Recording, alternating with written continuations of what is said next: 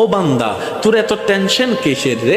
আমি আল্লাহ তো তোর জন্য আছি। সুবহানাল্লাহ, আমি আছি না তোর? আরে যার কেউ নাই তাই না টেনশন করে, যার টাকা নাই সে টাকা নিয়ে টেনশন করে, যার অভিভাবক নাই সে অভিভাবক নিয়ে টেনশন করে, যার মোবাইল নাই সে মোবাইল নিয়ে টেনশন করে। আরে আমি আল্লাহ তো আছি, তো আমি আল্লাহ তো আছি যিনি ইন্নাল্লাহ আলা কুল্লি শাইইন কাদির। আমি আল্লাহ রহমান তো আছি, আমি রহিম তো আছি, আমি গফফার তো আছি, আমি সত্তার তো আছি। সুবহানাল্লাহ, আমি গফফার তো আছি, আমি রাজ্জাক তো আছি।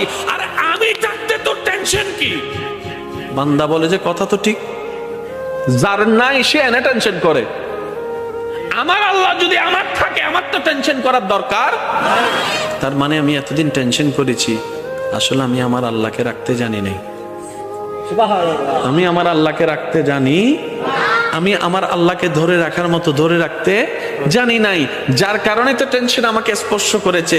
সেজন্য দেখবেন আল্লাহ ওয়ালা যারা হয়, মাথার উপর ছাদ নাই কিন্তু টেনশন ছাড়া মুখে হাসি আছে, পেটের মধ্যে খাবার নাই মুখের মধ্যে কিন্তু টেনশন ছাড়া হাসি আছে, যার উজ্জ্বল দৃষ্টান্ত এই পৃথিবীকে চাক্ষুষ ভাবে দেখিয়ে দিয়েছেন কারবালার ময়দানে ইমাম আলী মাকাম ইমাম হুসাইন রাদিয়াল্লাহু তাআলা। সুবহানাল্লাহ, পরিবার সবাই শত্রুদের তীরের ভিতরে ছিল, তলোয়ারের ভিতরে ছিল, কাফেলার মধ্যে খাবার নাই কিন্তু মুখে কোনো টেনশন নাই, পানি নাই কিন্তু মুখে কোনো টেনশন নাই, পরিবার শহীদ হচ্ছে মুখে কোনো টেনশন নাই।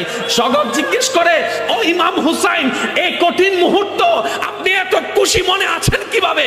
ইমাম হুসাইন উত্তর দেয়, আমার মাওলা তো আমার সাথে আছে, আমার টেনশন করার দরকার কি?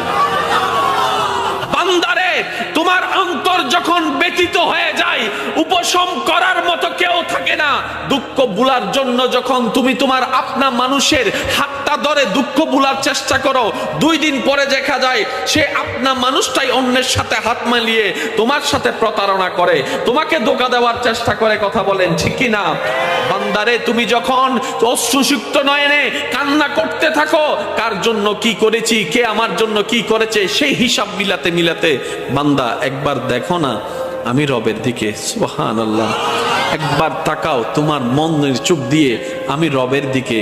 তুমি আমাকে ডাকো নাই কিন্তু আমি ফজরের নামাজ না পড়া সত্ত্বেও তোমাকে ফজরের নাস্তার ব্যবস্থা করে দিয়েছিলাম। সুবহানাল্লাহ, বান্দা তুমি আমার জমিনে দাঁড়িয়ে 1000 গুনাহ করেছো আমার আদেশ অমান্য করে, কিন্তু আমি তোমার পা ভেঙে দিই নাই, বরং হাঁটার জন্য শক্তি দিয়েছি। বান্দারে, তোমার প্রতিটা মুহূর্তে কেউ তোমার খেয়াল রাখে নাই, আমি রহমানের রহমত তোমার খেয়াল রেখেছে। সুবহানাল্লাহ, বান্দারে, তুমি যখন ব্যথিত হৃদয় নিয়ে রাতের অন্ধকারে রুমের মধ্যে কান্না করো,